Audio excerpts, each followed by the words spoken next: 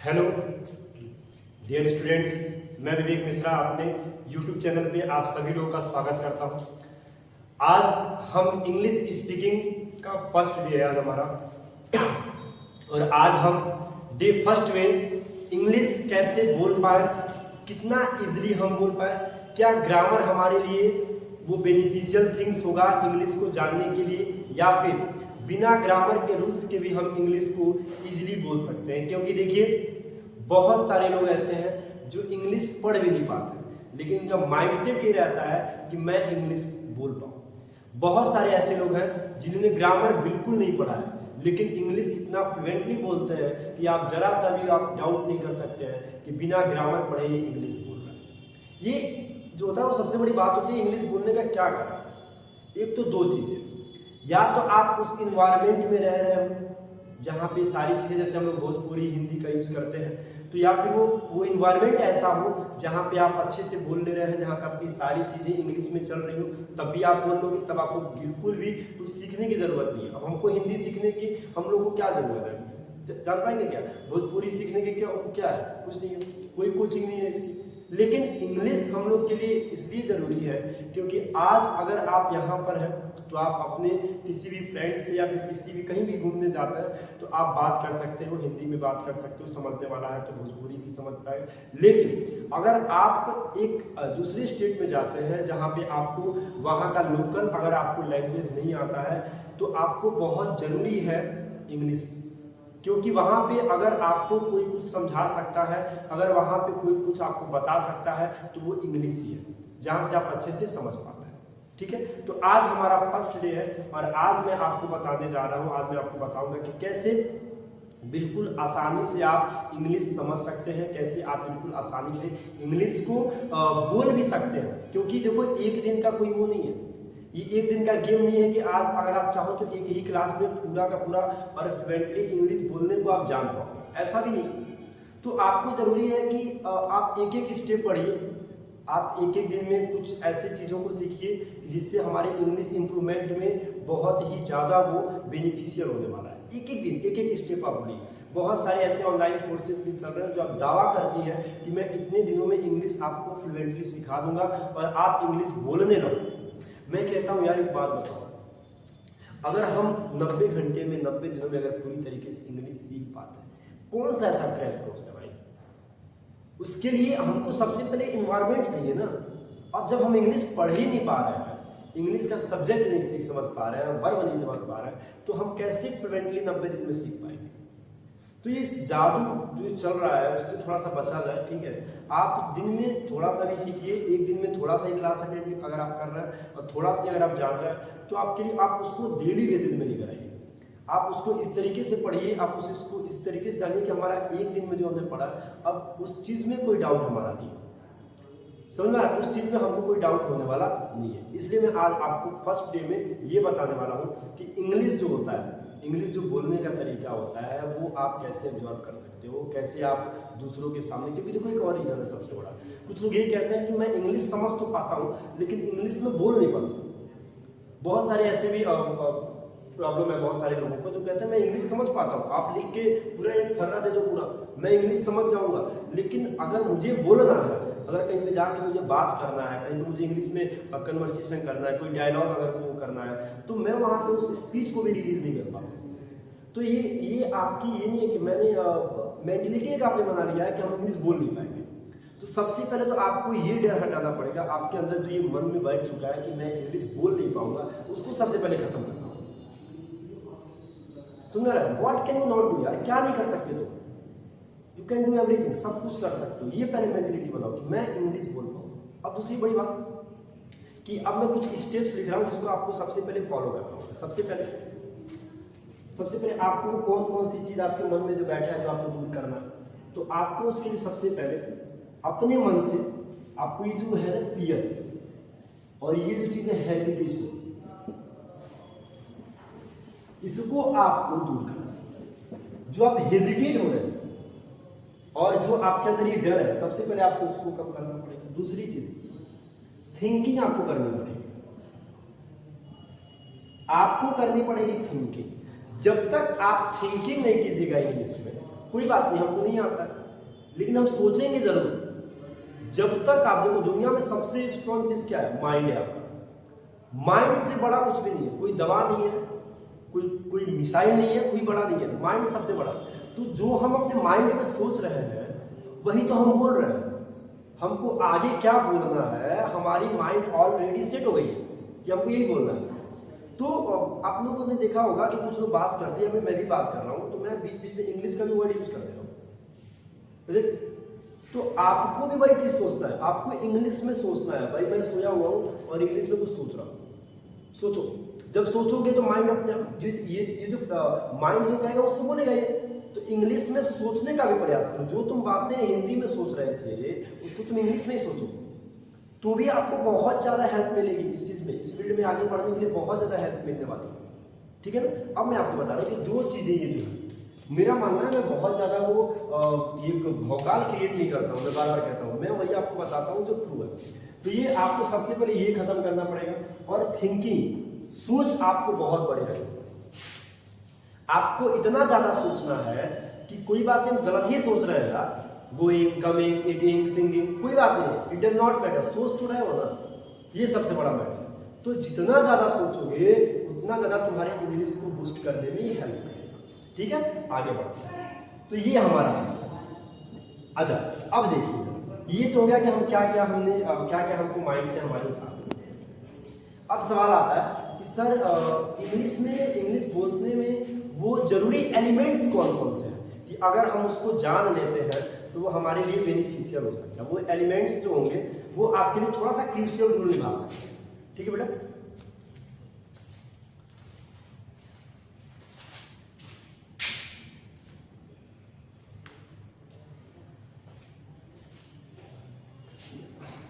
Sorry, कुछ mistakes हो गए थे। हाँ, कंटिन्यू करते हैं जो हम बता रहे थे आप। तो आपको दो चीज तो ये करना है, सबसे पहले इस चीज को हटाना है, और थिंकिंग आपको जरूर करनी है इंग्लिश में, चाहे आपको आ रही हो या फिर नहीं आ रही हो, ठीक है बेटा। नेक्स्ट हम बढ़ते हैं। तो जो एलिमेंट्स मैं बता रहा हूँ उसको ध्यान देना।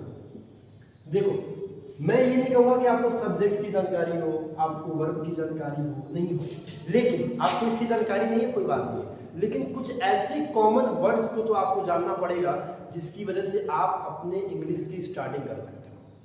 बात समझ में आ रही है? कुछ ऐसे कॉमन वर्ड्स को आपको जानना ही पड़ेगा जिसकी वजह से आप आगे के सेंटेंसेस को बोल सकते हो, उसको अच्छे से समझ सकते हो। क्लियर? ओके।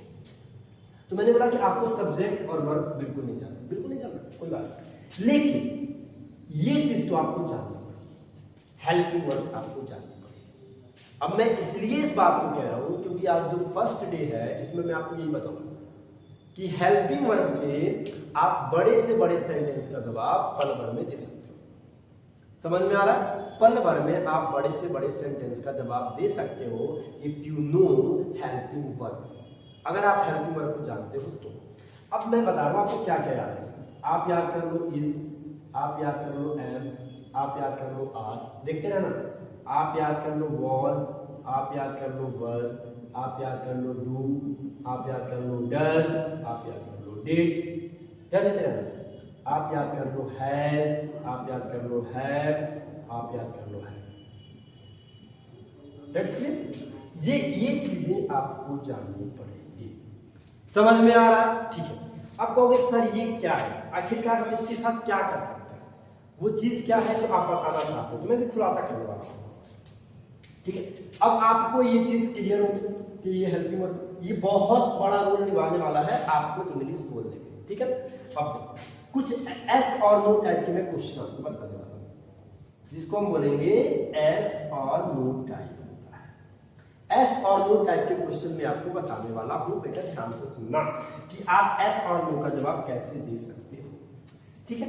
अगर आपसे कोई क्वेश्चन पूछ रहा है, ठीक है ना, और उसकी स्टार्टिंग इससे हुई है, ध्यान दीजिएगा, ये मैं फर्स्ट डे में आपको बहुत बड़ा चीज बता रहा हूं कि अगर आपसे कोई क्वेश्चन पूछ रहा है और उसकी स्टार्टिंग इनसे हुआ है, चाहे वो इज से हुआ हो, एम से हुआ हो, आर से हुआ हो, वॉज से हुआ हो, वर से हुआ हो, do, does, did, has, have, had से, ठीक है।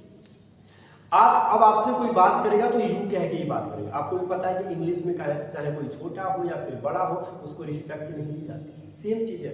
अगर तुम छोटे हो तो भी यू बोलेंगे, बड़े हो तो भी यू बोलेंगे। तो अगर आपसे कोई बात कर रहा है इट मीन्स वो आपको यू कह के ही बुलाएगा, ठीक है ना। इसका मतलब कि वो आर के साथ यू बोल सकता है, वो डू के साथ यू बोल सकता है, वर के साथ यू बोल सकता है, हैड के साथ यू बोल सकता है, हैड के साथ यू बोलता है। तो अगर आपसे कोई इससे क्वेश्चन पूछ रहा है तो उसका अगर आपको इंग्लिश में जवाब देना है तो आप एस और नो में ही दे दो और इजली तरीके से दे दोगे। एस और नो में दोगे और बिल्कुल अच्छे से दे दोगे, कोई दिक्कत होने वाली नहीं है। सपोज है कि मैंने आपसे पूछा कि डिड यू ईट फूड, ये मैंने पूछा आपसे, डिड यू ईट फूड। अब अगर आपको इसका जवाब देना होगा तो आप सोच क्या रहे हो भाई, आप ये सोचो तुम डिड से हमसे क्वेश्चन पूछा है, हम लिखेंगे आई और लिख देंगे अगर किया है तो डिड, अगर नहीं किया है तो डिडंट। आ रहा कि नहीं समझ में? अब बताओ इससे इजी क्या है? कुछ नहीं है।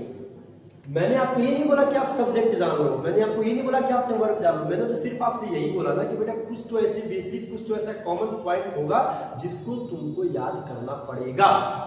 अब कोई जादूगर बन के आए और डायरेक्ट बोल दे कि भैया ये सब कुछ नहीं जानता, एक ही बार इंग्लिश पढ़ा दो, तो क्या मतलब है उसका? रतन की विद्या का क्या मतलब है? कहाँ तक सीख पाओगे, कहाँ तक जाओगे? उसका फ्यूचर आगे नहीं दिख रहा, रास्ता बहुत फ्रेश दिख रहा है कुछ समय के लिए, लेकिन आगे कहाँ मुड़ा है, किस झाड़ी में गया है वो, उसकी कोई गारंटी नहीं है, ठीक है। तो उससे बचा जाए, ठीक है।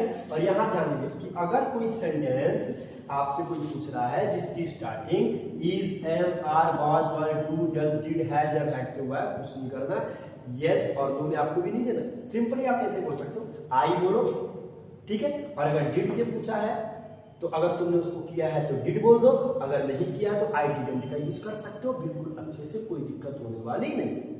समझ में आ रहा है कि नहीं आ रहा है? आई होप कि आपको समझ में आ रहा है। चलिए अब मैं पूछता हूं, एक मिनट का आप होल्ड रखिएगा, मैं भी आता हूं।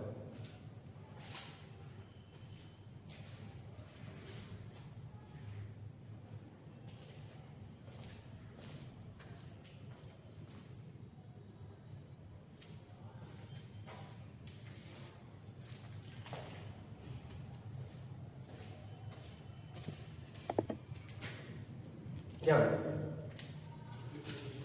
अब इसको हम इरेज करते हैं।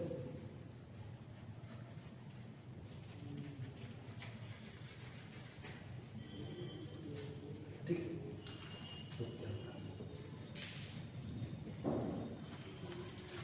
ठीक है, यहां ध्यान देना, मैंने आपसे क्या बोला, कुछ बेसिक चीज, जैसे अगर आप कुछ भी नहीं जानते यहां से स्टार्ट, मैं तो आप आई बोलोगे, ठीक है। कभी कभी मेरा, मेरा आप माई बोल दोगे, ठीक है। मुझे आप मी बोल दोगे, ठीक है। हम, वहां पे आप वी बोल दोगे, हमारा, वहां पे आप आवर बोल दोगे, हमें या हम अस बोल दोगे। देखते रहो, ये बहुत क्रूशियल है। आगे बढ़ो, तुम यू बोलोगे, तुम्हारा यू बोल, योर बोल दोगे, तुम्हें, तुम यहां पे यू बोलोगे, ठीक, ऐसे बढ़ता है। वह, यहां पे आप ही और सी लिखिए, उसका तो यहां पे ही लिख सकते हो, उसका के लिए हम हिम का भी यूज करते हैं, ऐसे ही सी करके हर मेरे कहने का मतलब इतना था कि अब ये सब भी बातें कोई सोच रहा है कि मैं इसको न बताऊं डायरेक्ट इंग्लिश जान जाऊं, या फिर मैं इसको न जानूं डायरेक्ट इंग्लिश जान जाऊं, तो बहुत आप पता है क्या कर रहे हो आप ना, एक तरीके से आप चीटिंग बाजी वाली पढ़ाई कर रहे हो।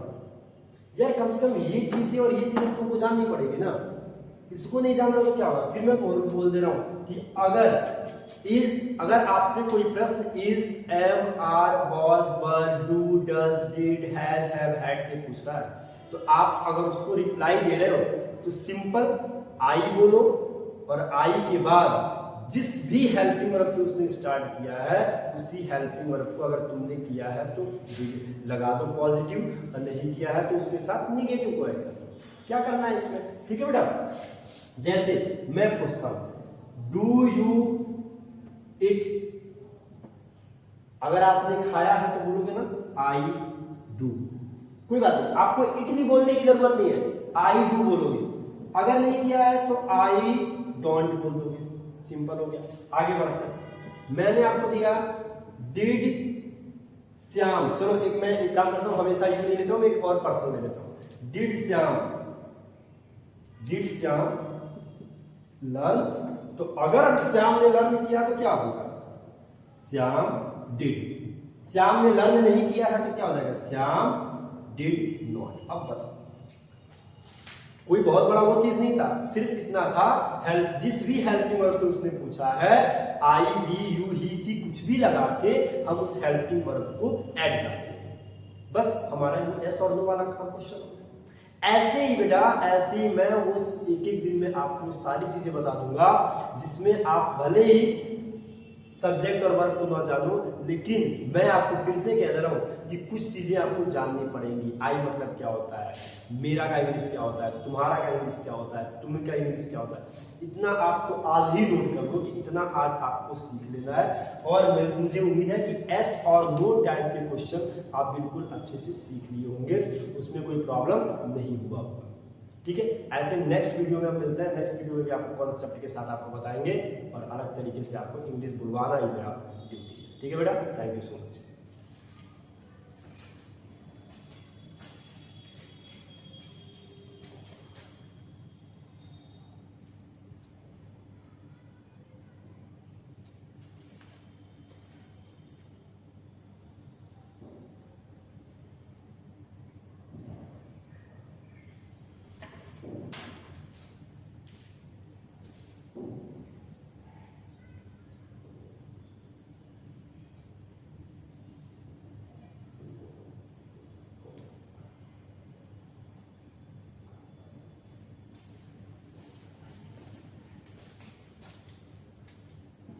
वही बात है, महफिल में चल रही थी चर्चे कत्ल की हमारी, और हम पहुंचे तो लोगों ने कहा बहुत लंबी उम्र है तुम्हारी, ठीक है।